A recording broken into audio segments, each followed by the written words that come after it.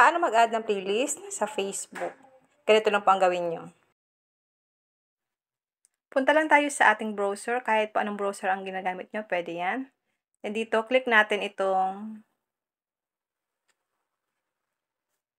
click nyo po itong parang play button na merong 2 lines. Ito po, i-zoom in ko lang po para makita nyo. Click nyo po itong create playlist.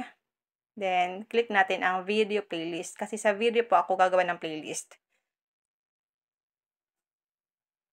Dito, maglagay na tayo dito ng title tsaka description. Halimbawa po, ang playlist na idadagdag ko ay ito, Messenger Tricks or Messenger Tips. Dito po sa may description, ilalagay ko lang dito ay Messenger Tips and Tricks. Then, iswipe natin pa left. Dito po sa may pinakababa, dito guys, click natin ang next. Sa pinakababa na.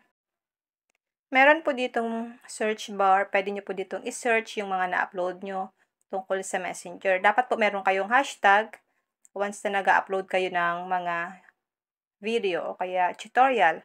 Halimbawa, kung tungkol sa Messenger, lagay nyo dun, hashtag Messenger.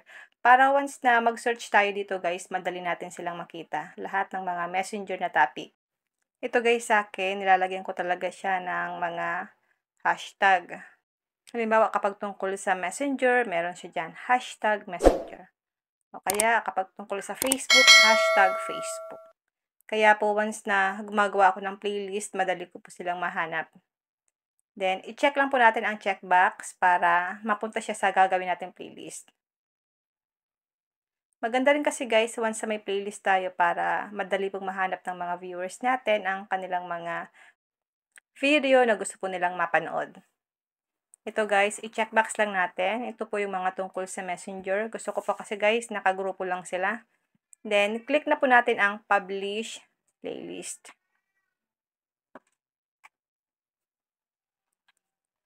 Then, check natin guys kung andito na ba yung playlist na ginawa natin ngayon. Ito na siya guys, yung pinakauna.